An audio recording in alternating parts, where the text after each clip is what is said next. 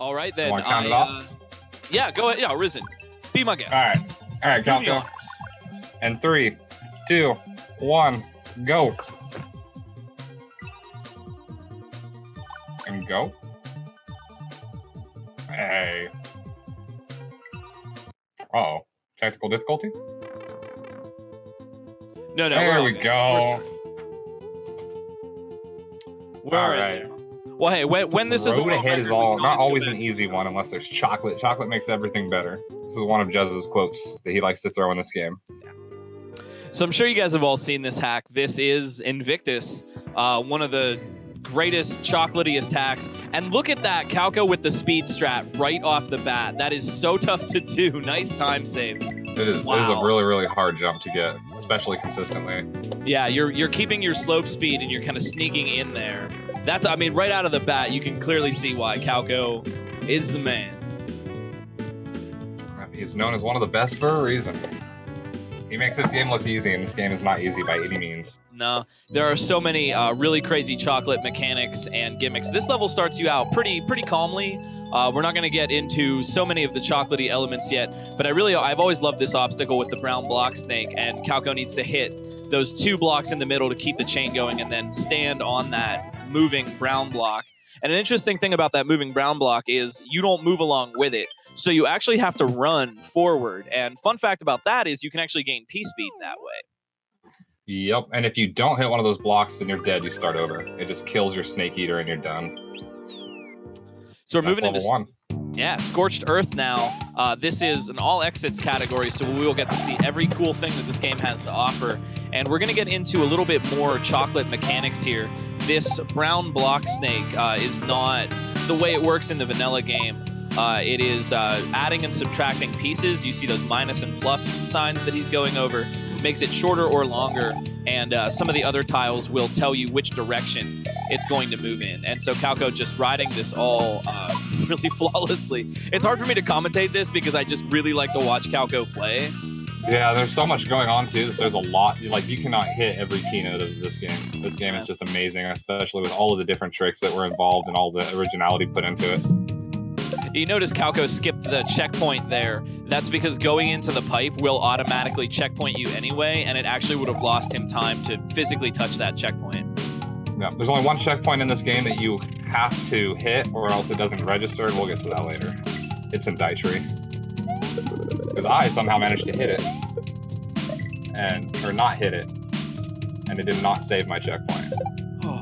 I love that ending. Getting, you need to kill those boulders, and the only way you can do that is with the butt slide. So you have to keep that brown platform going to make that little bridge at the end so you can butt slide right over there and kill them. A deathless run so far for Calco. You guys do realize that sometimes people spend hours and hours and thousands of lives on the first 2 levels of this, and Calco just breezing through it in an afternoon. Love that speed favorite strat. Level. Yeah, I love that speed strat at the front there where he drops the key. You're supposed to jump on that Goomba, but you can just drop the key and do a quick key jump. That was so seamless. Yeah, there's some crazy strats here too that only I have used, but it's really hard to pull off. It involves some key jumps. So this level is really cool. It's a little series of one-screen kind of rooms like this, and as you go through, we're going to need to grab the keys in order to open the gates. Yep. I love the ASM of this level. It's all one-screen rooms. It's something that you don't see very often in Kaizo ROM hacks, is ASM like this being used. Yeah, as well as the screen transition kind of moving you in the way similar to like Mega Man. We've seen that. That's not the way the vanilla game handles screen transitions, but it really helps to make this, make it feel like a one-room areas. All right, there's the midway. I think the first part of this level is actually harder. The rest of this level seems to be pretty easy until you get to the final section. Calco's going with the coin block strat, so you can actually swim across the top in the lava, because it's only one tile that you have to swim before it kills you. Ah, this room. Everybody knows this room. The famous clock room. Yeah, I really like how... This has been cussed out many a times over this level. Really like how Juz gets so much utility out of the obstacles in that room as you have to keep running around being chased by that fire bar. And that means that like he gets so much usage out of each section of that, and you have to go over and over again to get the key out of there. Nice work. Yep, very simple yet very effective in keeping you entertained and keeping you moving. And there's the secret exit. So Calco going for the secret exit first here. That layer 2 pipe smashes down. If you go backwards at the beginning, you'll be able to get the secret exit. And then this part with these chocolate gray platforms that are rising. So Calco's going to need to hang on and follow them all the way up to the top or he'll miss his ride. Oh my gosh. And the really nice key for the keyhole entry, if you wait too long or you go too slow there, you're going to get pushed up into the munchers by that gray platform. Yep, this is also 1.0. Vesper, you are right. There was no additional fish in that last level, so that shows that this is the first version of Invictus, not the 1.1 that was ran at GDQ. Now these Boomerang Brothers are pretty cool. Calco's got one of those boomerangs on the screen, and you can spin jump on them. In vanilla SMW, there were only Sumo Brothers and Flying Hammer Brothers. So those Hammer Bros from All-Stars that you're seeing, those were actually not in regular Mario World, but they look so nice, and juzcook did a really good job putting them in there. And that troll that got everybody, and a Yump, are you kidding me? This is Calco, ladies and gentlemen.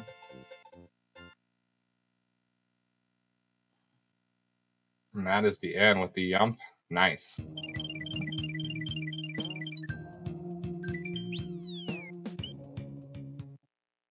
Marcy, I'm not seeing what you sent me.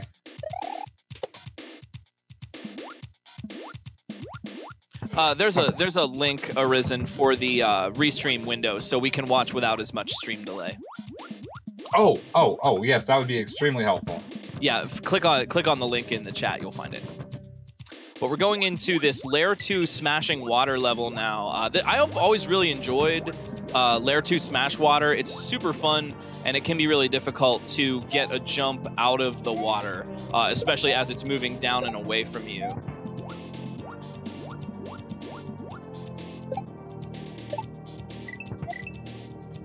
So you've got to kind of follow the flow of this level. If you're not in the right place at the right time, you won't be able to make the next point of movement, so you wouldn't be able to catch the water or anything. Again, skipping the checkpoint, I wouldn't say low-key one of the greatest. I would honestly say Calco is one of, if not the greatest, Kaizo player alive today. And I have a lot of respect for Calco. I love watching Calco do runs. He just makes everything look so easy. He's definitely got that skill level that you admire and makes you go, I want to play at that level. So we're getting into this auto scroll section now, and this is like a lot of Kaizo hacks. This features the overly fast auto scroll that was popularized originally, I believe, by Kaizo 1, but I'm probably wrong, and it was probably Jibri's Sunset or something, or World Peace. But Mario is going to be stuck to the left of the screen here, and he can't actually go any farther than this, but he's going to have to make one really tricky jump, and he got it. Yep, and that jump is extremely hard. I've watched myself die there a million times, along with many other players. This whole game is hard. Let's just be real. This whole game is not an easy game. I think my first playthrough was like 86 hours or something like that. Calco needed to move quick out of the water at the end there because he looked like you could just swim across, but if you're too slow, it'll actually smash right away from you and would have trolled you there at the end.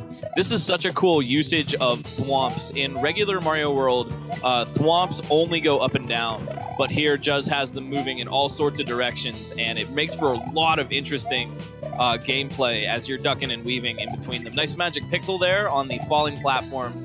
Didn't even have to jump to avoid that one. And these the outlined note blocks act like 1F-Zeros, so only sprites will interact with them, but they bounce sprites instead of putting them into an infinite fall state.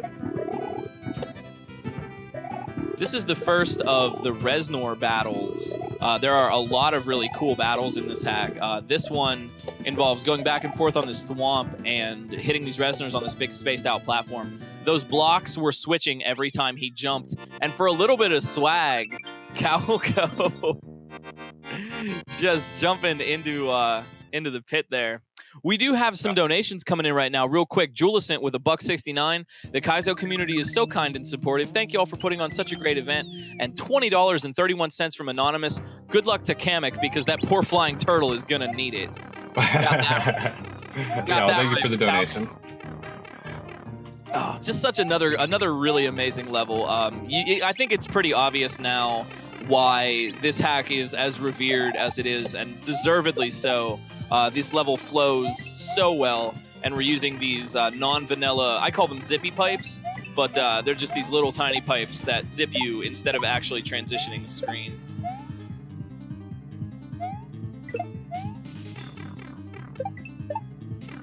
I love this part. This part's so cool. I don't know why. It's so simple. It's really cool how Juz designed it so that as soon as you're coming out of the pipe, you nudge that shell. And that's a really cool trick of level design, because it removes any inconsistency in the way you would kick it. That shell always gets started at a consistent time. Same thing for that obstacle, that just by going into that pipe, you nudge it so that it introduces an element of consistency and makes that part, otherwise, that would be kind of janky, be a little bit easier. The second spike there is also funny, and then 3 more fall down. Juz really trying to kill you there. Calco, watch out! Look out! Oh my gosh, how did he? Oh, that was a double, triple, super frame perfect input to get those to stop. We gotta keep the memes alive. Yeah, we like to pretend that those will kill you, but actually, Juz was kind of faking us out there, because those spikes will just stop halfway. I think everybody died to that except for a couple of first players, though, including myself. I jumped right up into them. I'm pretty sure on my first playthrough, I actually literally just ran and stood underneath him and like freaked out and jumped. So this is a little bit of a one-screen level. I really like this too. A little homage to claustrophobia. Claustrophobia. We saw Joy of Kaizo earlier from that same maker. These are really cool. These little one-screen levels. It always surprises me how much you can do in a single screen. And there's a lot of cool, interesting movement here. This brown block snake popping up the rocks so that he can run underneath them. Everybody's favorite room. This is the Yoshi room. Ooh, with the jumping on the coin. I forgot Calco did that. Crazy fast. Orb. Can we get some orbs in chat?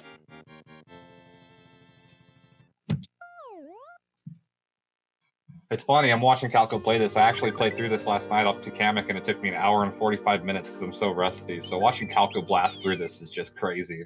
Even with the experience of me at this game. Yeah. Like, just that, not playing for a while.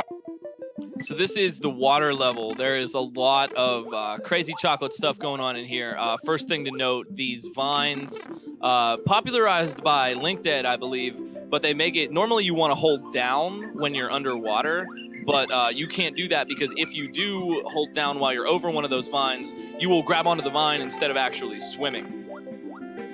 I think this is probably one of the best water levels that I've ever played in all of the hacks that I've played in S&W. I absolutely love this level. Yeah, it's my favorite level in the entire game. It doesn't, I like that this water level doesn't use a lot of the tropes that water levels tend to do, item swimming through a tough gap or something like that, and just really gives it a nice flow. Also, the music and the aesthetics really help make it extra cool. Of course you did, Juz. That sounds something like what you would do. So in this section, Calco is going to be chased by these, they're called blurps. These little green blurp fish are chasing him in a line, so he's got to keep moving, but he's got enough time, and he needs to hit the on-off switches, and that will turn those death blocks into safe lines, just safe, nice lines, and lines into death blocks. So very, very cool. And now this part, oh gosh. This part's the scariest part in this level. Yeah. Yeah, those big the lines of fish kind of acting like a big boo ring here. No problem. Great job.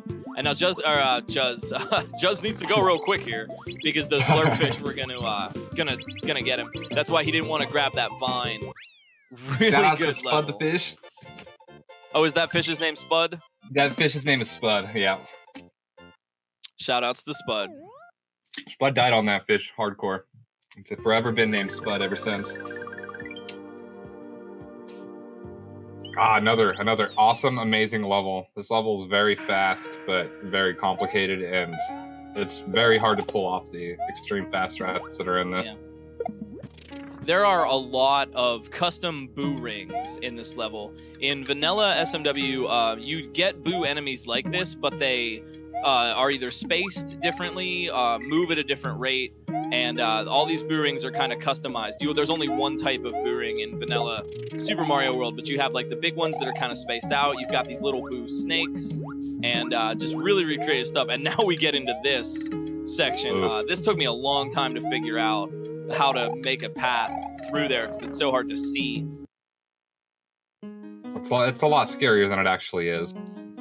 Custom boo rings do also have consistent spawns, which helps replayability and speed strats a little bit. Calco getting some P-speed there. That's not the way he was supposed to get in that door, but with P-speed you can cause the layer behind you on the ground to scroll up. This is another tricky section of this level, of this game. Yeah, it's really easy to accidentally double hit that Eerie when you're bouncing on it and kill you. So you have to time your jumps just right. Along with these ghosts, they disappear once they're off screen. So the first segment of the ghost can kill you, but after that, they're actually just not there, essentially, in the game. Yeah, that was really good movement from Calco, getting through those ghost swarms. That is really, really strange because those ghost swarms just have such a weird hitbox, and oftentimes you'll see someone surfing through there, and it's just because they're really good and can just kind of avoid the hitbox. Like, you have to be like right directly centered over one of those swarm ghosts. That pipe freaked everybody out. About that pipe not being real? Oh yeah. Yeah, it freaked everybody out. It wasn't even supposed to be that way. Just said it was just a visual thing, but it scared everybody. Everybody was like, "Why is this pipe here? I gotta check it. Oh God, why would you do this to me? There's the gold tape." It was a big ordeal. Yeah, in my first playthrough, I got to the end and I'm like, no, I'm not touching that pipe. I don't know what's gonna happen. And then I didn't even find out that it was fake until I came back and beat the level again. And found out that it was fake. I had to go through and replay the entire level because I'm like, no way am I trusting you. I'm not touching that. Calco, that's what I did. I jumped over it and then I was like, no, I gotta check it. So, this is everybody's favorite level. Yo, I really love these. Calco's going to be making his way through these vines, and they're kind of growing, but there's only a little bit of them, which is really cool. There's like part of it is growing, and then part of it is eating that away. I love the way this level is set up with that, and I also really appreciate that both sections of this level aren't a sky tree.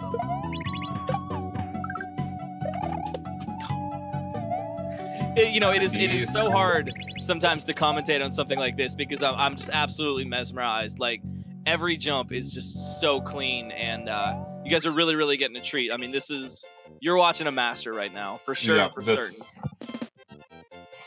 Calco is very, very, very good at this game, along with the majority of anything that Calco plays. Yeah, not only Super Mario World hacks, but Calco is also an extremely accomplished Yoshi's Island speedrunner. I love the little snowsuits that the Koopas have on. The snowsuits are cute. Yeah, they're keeping warm. It's cold. It's cold up there.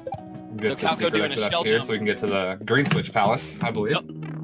Yep, nice little secret off-screen pipe there. You got to do a shell jump right up the wall. I love those sort of pendulum rotating gray platforms.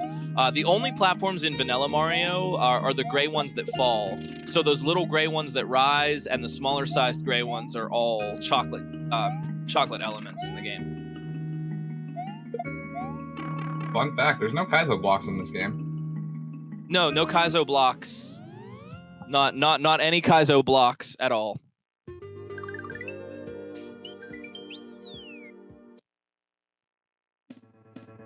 All right, we're moving into the two deaths. I'd say that Calco's still on PB pace.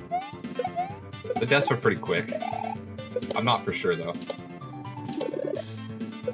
We'll have to see. Using a lot of shell techniques here. I love that sort of. I don't even know what you call that. Kind of looping around the shell and avoiding it, and getting around on those Koopas.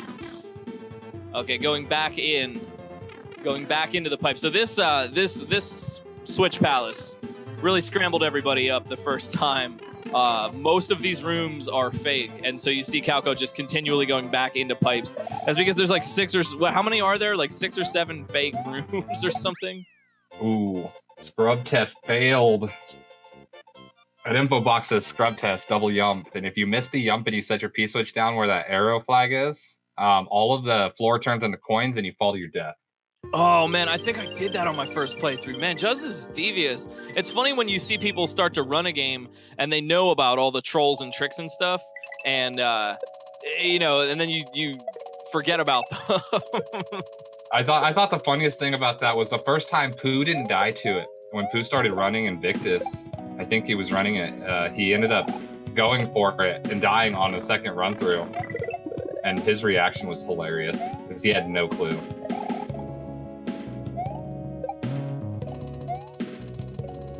Yeah, I managed to catch that stream. It was hilarious. His reaction was priceless. So the 1.1 cool version of this just made this harder and added a bumpy at the end that falls on you. Yeah, these little bumpity penguins are from Yoshi's Island, and they don't actually injure you. They won't kill you if you touch them, but they will just kind of bounce you around. They're essentially made of rubber. That's what Koopas in Canada look like, yeah, right? This is Flubber in Super Mario World. In penguin form.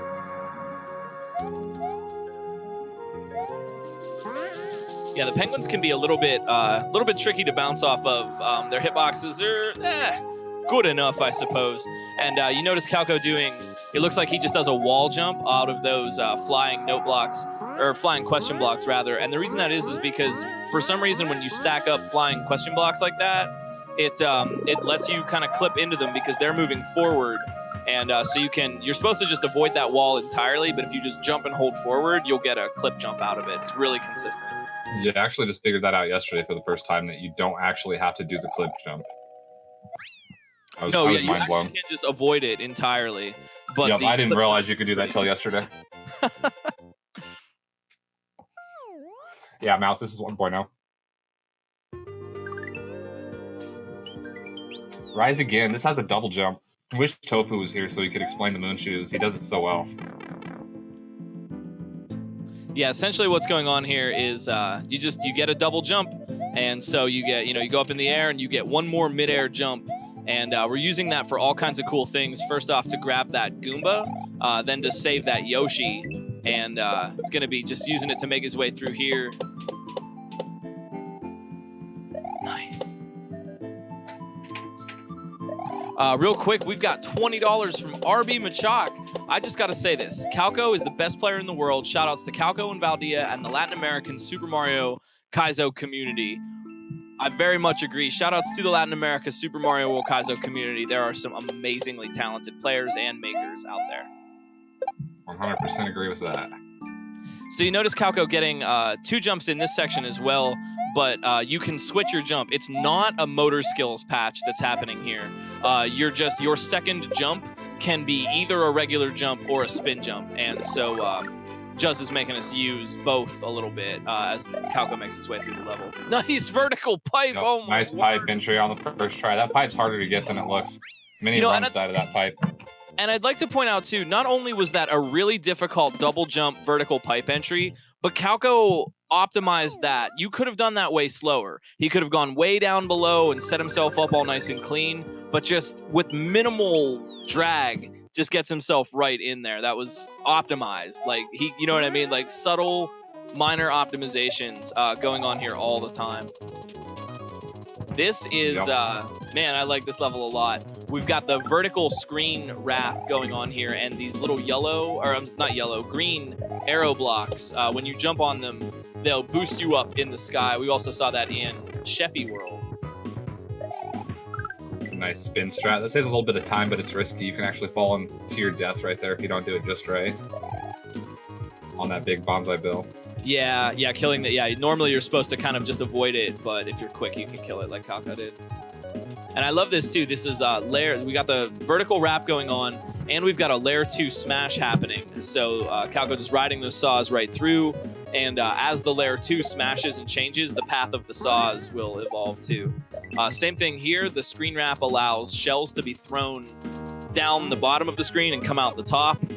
So we get to like a cool shell jump into like a 2 bucket where it sneaks up from behind you. I really, really love that flow.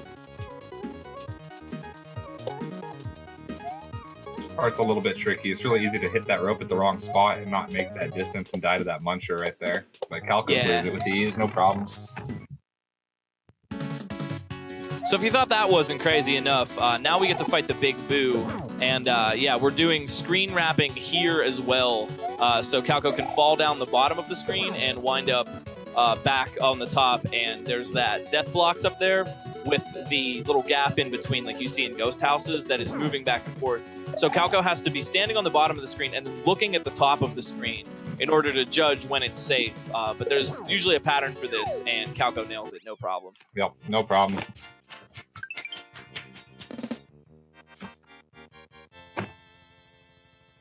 Yo, real quick between levels, I just want to let you guys know we're still raising money for Direct Relief. If you are liking this god tier gameplay right now, exclamation donate in chat, and for only $20, you could win a poster. So, yeah, no, just saying. There's an interesting fact about this level. This is actually where 80% comes in, because you can key jump to the top of this level. As you're going to see, Calco is going to jump up here to this pipe as it's required for this 100%. But if you were to go up to the top and go one step higher, you actually don't need to get the switches down there and fill the blocks in. You can run across the top of the level and actually just go through and skip both switches.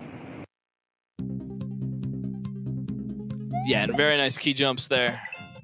But yeah, you can just yeah, like Arisen said, you can just cheese that all. Was that left in the next version? It was. It was? Okay, good. Thanks, Juz. I would have had words with Juz if it was taken out. We would have had words, Juz. So Calco does need to get both exits from this.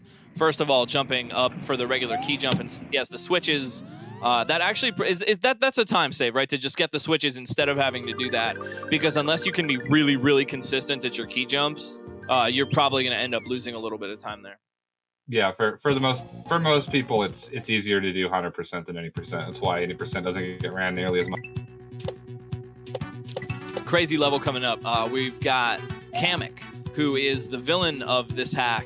And just like in Yoshi's Island in the final level, this is, I think, the exact same Kamek sprite, and it behaves the same way. You see Kamek pass by in the background there, and then after a short delay, Kamek will pick where your vertical position is and try to come right at you and fly in a line across the screen. And something I really thought was so cool was that Juz didn't just kind of have this Kamek just kind of being there to annoy you. The level is actually designed so that whenever you're on a straightaway, like you see Calco going through this flat section right now, it's synced up with the cycle that Kamek has, so that Kamek is always going to be attacking you in an interesting way. And I've always thought that was just such creative level design. You know, designing the whole level around kind of how Kamek's movements work, so it wouldn't just feel like a useless gimmick. You know, you really have to use it. In fact, even there, spin jumping off of Kamek in order to make that jump.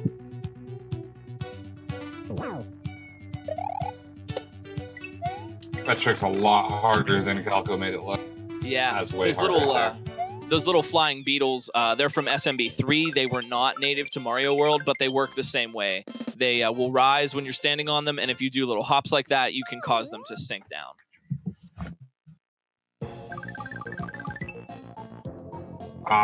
This is a really cool level where he's manipulating L and R to turn these switches on and off. So he's actually using his controller while he's playing through this level in order to manipulate the switches being on and off so he can land on them and use them throughout the run. Yeah, this is one of my favorite levels in the hack. It also, is it? No, it's not this room. But yeah, we'll see some other gimmicks being added to this mix soon enough. Yep, first cycle with the mushroom. Nice. Yeah, a little bit of a speed strat there. You're supposed to kind of jump back and forth, but if you just kind of mash it real quick, you can get that mushroom into position earlier.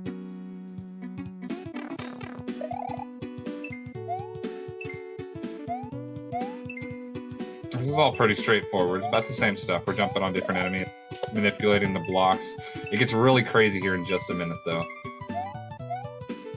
Starting about right here. If you don't go fast enough, this block is going to actually disintegrate on you. And this jump is very particular. Yeah, notice how... yeah, you got to... Okay, there's one thing coming up. I was going to say, notice how you... The final... When he was doing that line of 3, one of them was a trick. And if you would just keep that rhythm going, you would actually end up killing yourself. And then you need to flip the blocks during the walk after the credit, or after clearing the tape. You actually need to flip that block, and I do recall dying to that, not flipping it the first time. I died to it as well, and runs also. Just forgetting to click the button. And here's your motor skills where you're switching between your spin and your regular jump by pressing either jump button. This is required a lot. This first part's not too bad, but here's where it gets really, really rough and everything's very technical.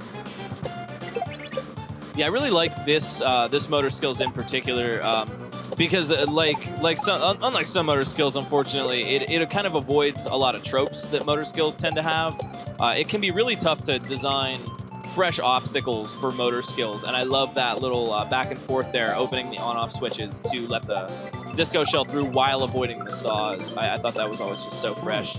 Oh, that jump at the end can be killer, especially after clutching out the run on the coin blocks, because Calco barely clutched that out. It looked like I thought he was going to have it be an ultimate save. Yeah, that looks a lot cleaner this time. Yeah, it can be tricky to get P speed while you're running on those note blocks, or question blocks rather.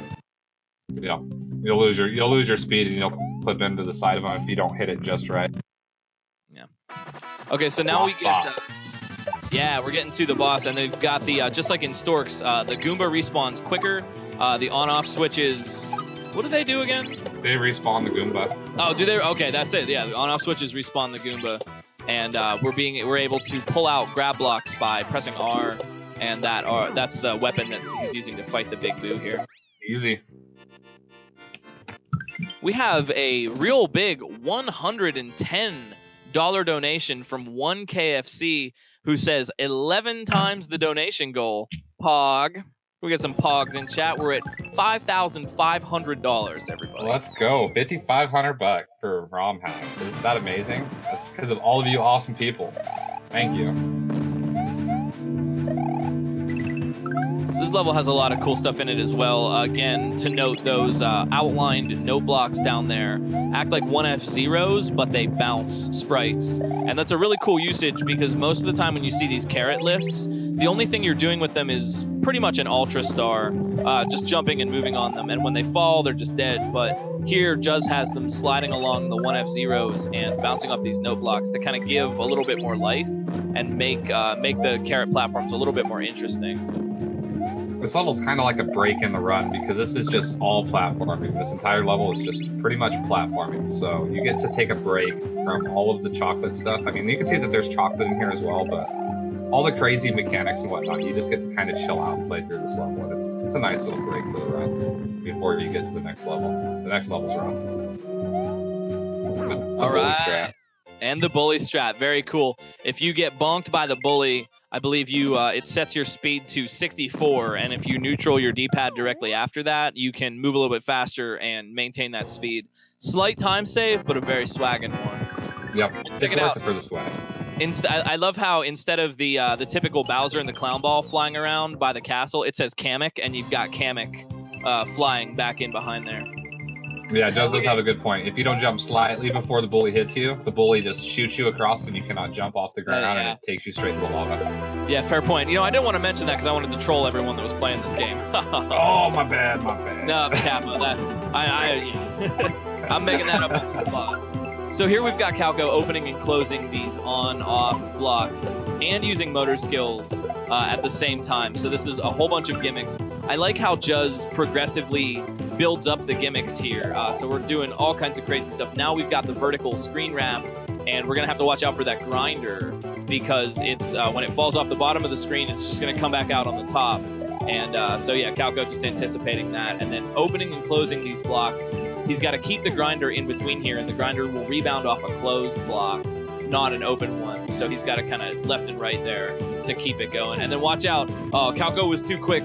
That grinder was going to fall off the bottom of the screen and come on the top and potentially troll you. But it'll fall right on your head if you wait right there. Ooh, let's get two nice turtles. Yeah, Calco using only 2 to get down. That was very cool. I haven't seen that before yet. I've skipped 1. I've never skipped 2. And right there where Calco just jumped is the one and only Kaizo block in this entire game that Juz trolled everybody with. Yeah, Juz said there were no Kaizo blocks. We didn't read into that enough. So this is the boss, and this has got to be one of the coolest bosses, I think, in a Kaizo game, because it deviates so far from what we typically expect in Kaizo bosses. It's not a Big Boo, it's not a Lemmy or a Wendy.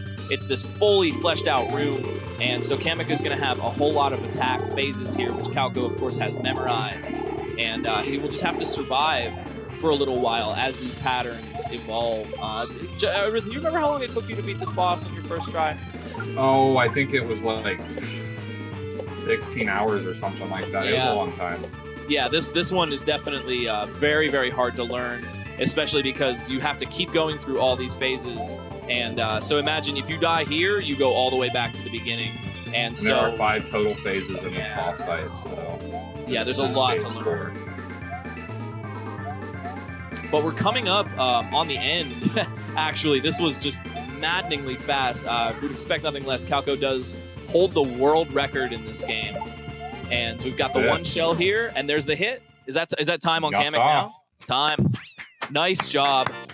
GG's, Calco. That was absolutely amazing. I'm curious because I don't see it on the restream. What was being able to show this game off? Calco is just a beast and did such an amazing job with this. GG's, Calco. That is the end. The credits are actually really cool to watch through too, though. Yeah, Calco's world record is 33:56, and that was a 35-minute run, 35:42. So like literally about 2 minutes off of world record. That was just absolutely amazing, and I just really want to say thank you, Calco. I'm really honored that you'd want to run with us. Thank you for submitting this, and thank you for putting on such an incredible performance. Yeah, for sure. Don't forget, you guys should absolutely 100% go and follow Calco. That's twitch.tv/Calco2. He's got the 2 by his name. Juz is saying that's the 3rd place time. That's the 3rd place time on the leaderboard. Casual as heck. That was just absolutely amazing. Thank you so much. Yep. Crazy. And also, thank you guys so much for getting some donations in. I am just amazed. We're at 5,500, and that is literally 11 times what we had set out to get. We had a donation goal of $500 for the whole marathon. We've still got some excellent runs coming up, so there is still time. If you haven't gotten to make a donation yet, you can still do that. Arisen, do you have any shout-outs or anything? I know you should probably tell people where to find you on Twitch, too. You can find me at twitch.tv/Arisendead. I hadn't been on lately because I was locked out of my account. But mainly, if you see anybody, when you go to your Twitch, instead of going to your follows, go click on the directory for Super Mario World if you like ROM hacks. That's how I do it. I find so many awesome players. Like, probably 75% of people in chat know who I am, either from me wandering into their chat, helping them with L2K or something along those lines. And that is the best way to get to find new Kaizo players, in my opinion. So just go to the directory and go check out who's playing Super Mario World Kaizo. Go check them out. That's really good advice. In fact, you can actually follow games specifically. So if you like a game like Mario World or something, I do it all the time. I follow games, and then if anyone's playing that game, I actually use it to see if anyone's playing Cool Spot. Generally, no one is, but you can follow. That's the same with Yonoid. Nobody plays Yonoid. Yeah, but yeah, check out the Mario World directory. That's an excellent strat for finding new runners. So I'm gonna sign off till the next. Shall I do commentary again for the quickie race here shortly? We're gonna sign up for having me. Yeah, absolutely. We'll see you again soon, Arisen. We will be right back. I'll let you guys in chat know what we've got coming up. We've got 1, 2, 3, 4 more excellent runs. The best is yet to come. We've got Quickie World 1 and then Quickie World 2 back-to-back. We had so many Quickie World submissions. We had to do them both. We had to get some races. So we got our Quickie block, and then at 9:05, we've got Takumi 5, a race between Third Wall and White Moth, and that's going to be an amazing race with incredible, just crazy tricks, crazy glitch hack. You're going to love it. And finally, save some bits, because at the end of the night, we've got Zelda 2, The Adventures of Link, Crowd Control with Meg and Enchantress of Numbers. That's going to be super, super fun. So stick it here with us on Hack Attack, and we will be right Hack Attack back.